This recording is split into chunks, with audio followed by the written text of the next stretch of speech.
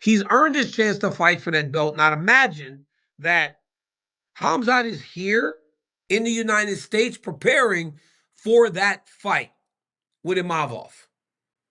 That would be my guess if I am thinking about what's next. But the reality is, one, how difficult is it going to be for him to get back down to 185? Because I'm telling you, he looks massive next to Roundtree. Two, how will he compete when he's back down there? And three, how does Imavov deal with the size of Khamzat Chimaev at this point? Because while Imavov was a 185-pounder, Khamzat was at 170, Chimaev looks like the bigger guy. He looks like the much bigger fighter. Now, I'm telling you, you guys have to watch that training footage. He looks like a monster at over 200 pounds. Khamzat Chimaev also has the Sean Strickland issue to deal with at 185. These guys cannot stand each other. Look, guys, when you are two athletes of the highest caliber and you have trained together and you have fought in sparring, one of those guys knows, or someone knows exactly what happened. But as most say, what happens in the gym stays in the gym.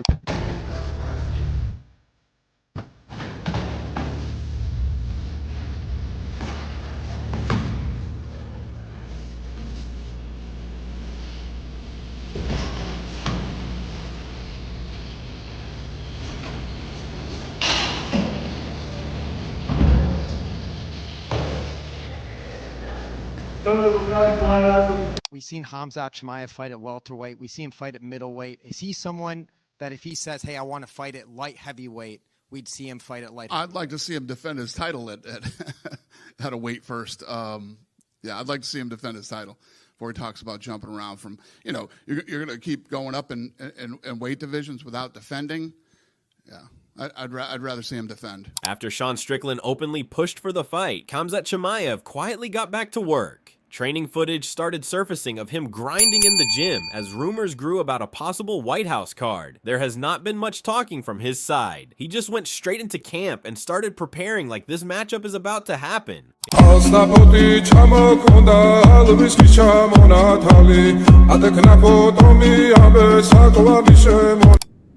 I mean, he works his ass off. The guy can fight. He's a world champion, but just because you can fight and just because, it doesn't really mean, doesn't make you like a man, And there's these moments when, you see kind of past, hey, I could fight. He works his ass off, like Costa. It just, I don't know. It's soft man. It does seem like training isn't the only way Khamzat is planning to respond to Sean, as he urged him to wait for him until his visa issues are resolved, and then they'll talk in the ring like it should be. During that Extreme Couture with Sean Strickland, he's been saying some stuff in interviews about, he just didn't like your approach. Just why do you think he's saying that, and do you have a response? I don't know. When I was there, they never said anything, When I leave the Vegas and when they stop my visa, he started to talk. When I come back, I'm in LA, bro. Come on. If it's something personal for you, just come. I'm here whenever you want. Chael Sonnen stated clearly that Khamzat Chimaev's next fight should be against Sean Strickland. He thinks that there is no need for discussion anymore. He said that he took a whole day to think about it so that he wouldn't put anyone's interest behind. He also spoke about the behavior of fighters around Khamzat. He thinks that Khamzat is a guy who has a real presence in the room. He also spoke about what Sean has been saying about their training in the past. Sean said that in the gym, he used to go after the toughest guy, but Khamzat used to pick easy rounds. Khamzat Chimaev must fight Sean Strickland next. Guys, there's no debate. I had 24 hours to think about this, because here's what I don't want to do. I got to tell you, as an authority figure in this sport, I don't want to pan Imanov. I don't want to do that. I respect him. I respect what he's done. I respect his patience. But Sean Strickland fought him in head-to-head competition. Now, a couple of things came out. I am behind the scenes, and I can tell you, guys tiptoe around Chimaev. Guys are scared of Chimaev. He has a presence. Sean Strickland said, man, I used to be in the gym with this guy. He's a punk. Ask the people that were there. Sean Strickland said, when I come into a gym, I go find the biggest, baddest dude, and that's who I spar with. When Chimaev comes in the gym, he finds the easiest opponent, takes him in the corner, and beats the hell out of him. He also spoke about the bigger picture that comes with this fight. Chal was of the view that when you pass over a fighter who has earned his way, you're not just blowing off that fighter, you're also discrediting all the fighters he had to beat to get there. He gave the example of long win streaks and how difficult it is in the UFC to get that many wins. His message was clear: when a fighter wins a main event and puts something on the line, that means something. In this instance, Sean won, and because of that, Chael believes that he should get to fight Khamzat next. You're disrespecting everything that Fluffy Hernandez did. Fluffy Hernandez beat 9 men in a row. If Fluffy Hernandez beat Sean Strickland, that would be 10 in a row. 10 is the biggest number in the history of the UFC that anybody's had to do to get a title shot, and that distinction belongs to Merab. But to remind you, Merab was offered a title fight after 7. So the point that I'm making, if Fluffy Hernandez would have won and he would have gotten a title, we're being very disrespectful to the 9 men that Fluffy beat. We're being very disrespectful to the opportunity that Fluffy should have had. And when you play this game, it's the ultimate poker hand. You're all in. Whatever you got is on the line. You got a belt, it's on the line. It doesn't matter if you're undefeated and this guy's lost 5 fights. It doesn't matter if you're ranked number 1 and he's ranked number 8. When you get in there, it's all on the line, winner take all. Sean Strickland took it. Sean Strickland must be given an opportunity to fight Khamzat Chimaev. Michael Bisping also had his opinions about the Sean versus Khamzat fight, and he is all for it. He said that he has recently talked to Khamzat, and Khamzat weighs about 240 pounds. Bisping mentioned how big of a deal that is for a man who fights in the 185-pound division. He said that cutting that much weight is a big deal, although Khamzat is not out of shape. Khamzat is training very hard in California, although there is no concrete title fight set up for him yet. Because of this, Bisping believes that the priority should remain on defending the title rather than going to a different weight class. Just a second now, I do want to say, I was with Khamzat last week on the Jackson podcast, and Khamzat Chimaev told me that he is 240 pounds, right? What do you weigh right now, Khamzat? What do you weigh? Come on. You can keep it a secret if you want. I don't know. That is gigantic. That is a good weight for a heavyweight, let alone a middleweight that fights at 185 pounds, 84 kilos. That would be a 55-pound weight cut that he has to go through. And by the way, he didn't look fat. He looked to be in really good shape, and he's down there in Newport Beach, California, training, running on the beach every single day. The man is working out hard, but there's no talks of a title fight. In fact, I asked him, who will you be fighting? And he said, brother, I don't know. I will see. Bisping spoke about the situation with Sean and other contenders such as Nasruddin Imavov. Bisping said that Imavov is a dangerous and fast fighter, but he also pointed out that Sean has already beaten him. Bisping asked who deserves it more and reminded that Sean is on a 1-fight winning streak, but he is also a former champion. Eventually, he always came back to the same thing. Khamzat has to fight one of the best middleweights, and the fight with Sean is what fans want because of the bad blood between them.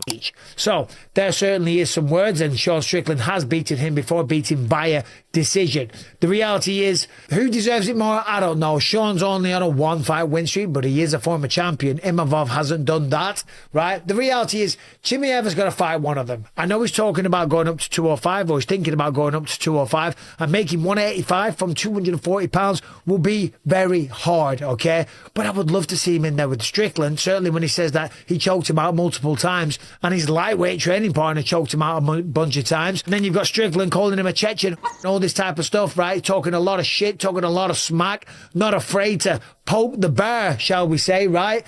That fight's got to happen. I want to see it. You want to see it. The whole world would love to see it, right? So I think he's got to stay at 185 pounds. When Robert Whittaker was asked if Sean Strickland should be the next opponent of Khamzat, he did not dismiss this idea. He thinks Sean now has a legitimate claim, especially with the way he beat Imavov and finished Fluffy the way he did. However, he also knows that the title scene is random sometimes and is not always based on who deserves it the most. But based on recent performances, he thinks Sean has put himself right in the mix.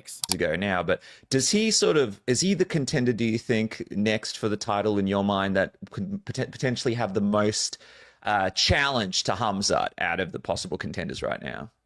Oh, it's hard to say. Like, I definitely think he has an argument now.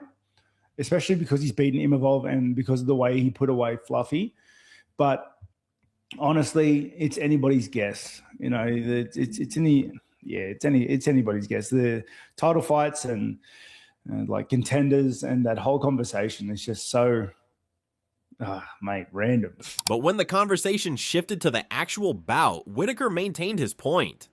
Sean's takedown defense is good, but grappling with Khamzat is an entirely different story altogether. He has fought Khamzat before, and he knows what it is like to be in the octagon with him. He also mentioned what Khamzat did to Dricus du Plessis, and he made it clear that it is not the same level of grappling that Sean has experienced before. Sometimes. I mean, I know you've been in there with Khamzat, man, and Sean Strickland's takedown defense is pretty good, but we haven't seen him in there against, like, would you say Fluffy and Khamzat, it's two different levels when it comes to the grappling, would you say, like in terms of the way, the strength and yeah. Absolute night and day. Like having been in there with Chimaev and seen, and everyone who saw what he did to Dricus, like it's not the same. It is not the same. James Lynch has been saying from the start that the next middleweight bout should be Khamzat versus Sean Strickland. He cited Sean's knockout victory over Anthony Hernandez and said that changed everything. Sean snapped an 8-fight skid and did it in a main event. Moreover, there are no scheduled bouts for Khamzat yet. According to Lynch, it is clear that Sean called out Khamzat immediately after his victory, and there is no opponent for the current champ. 0-0 to 105. Khamzat Chimaev and Sean Strickland should be the next middleweight title shot in the division, and I'm going to tell you why in today's video. My name is James Lynch. So Sean Strickland getting a huge win last weekend at UFC Houston in the main event, taking out Anthony Fluffy Hernandez by knockout. It was a picture-perfect performance here from Strickland, getting the third round finish, stopping Hernandez and his 8-fight win streak, and solidified himself as a contender in the weight class. And right now, at the time we're talking, there is not a fight booked yet for Khamzat Chimaev. There's been a couple rumors out there, but you heard Strickland after his fight with Fluffy Hernandez. We'll play a little snippet of it here. He talks about what he wants next when Michael Bisping asks him, and Strickland doesn't hesitate, talks about Chimaev. We're going to watch that clip here real quick. Next, Sean. I don't know, man. If Chimaev finally gets off the bench here, I'd like a piece of that little Chechen whore. But you never know with him, bro. Yeah, so you can see there, he wants this fight. And then to go even further, Strickland at his media scrum before, of course, he was cut off, which I'm not a fan of, talks about how he made Chimaev quit in training. Now, I'm not usually a fan of fighters revealing things in the gym. I think that's bad practice, but this is only going to build up the fight. He also talked about Khamzat possibly moving up to 205. He said that Khamzat just won the title and has yet to defend it. His opinion is that title holders should defend their title first before pursuing another weight class. He was in favor of keeping Khamzat at 185 and keeping him active there first. He pointed out how quickly people call out other title holders for being inactive and asked why Khamzat is not being held to the same standard. Regarding Khamzat, Brendan Schaub stated that the UFC should book that fight next. He didn't think about Imavov getting the title shot. Sean already beat him, and more importantly, Sean is the bigger star. Schaub stated that the UFC needs stars, and American stars in particular, and this fight is ready to go. He said that Sean would take the fight right away, and that he came out of the Hernandez fight with hardly a scratch. He even went on to say that if Sean wins against Khamzat, the UFC will have a huge American star on their hands. This is the larger business point that he kept referring to. He thinks that the UFC is aware of this and will not miss out on this fight. According to Schaub, it is not difficult to see why Sean has chosen Khamzat as his next opponent. Sean has shown that he is still one of the best fighters in the world. He is a draw card regardless of whether people like him or not, and Khamzat is the best man to capitalize on all of this. At the end of the day, this really comes down to timing and momentum. Sean just reminded everyone who he is. He shut people up, looked better than ever, and barely took damage. Khamzat is sitting there as champion without a clear next opponent. The storyline is already built. The tension is real. The styles clash in a way that actually matters. Sean's pressure and jab against Khamzat's wrestling and strength is a serious test for both guys. From a competitive side and a business side, it makes sense right now. If you wait, the heat cools off. If you book it next, it feels big. And in this sport, when something feels big and makes sense, you do not overthink it. You make the fight and let them settle it. Both guys are in their prime. Both believe they are the best in the world. There is no need to complicate it with extra matchups or delays. Fans want clarity in the division, and this fight gives you that. It answers real questions. Can Sean stop the takedowns? Can Khamzat handle that pace for 5 rounds? That is why this one matters. Let us know in the comments below who you think wins.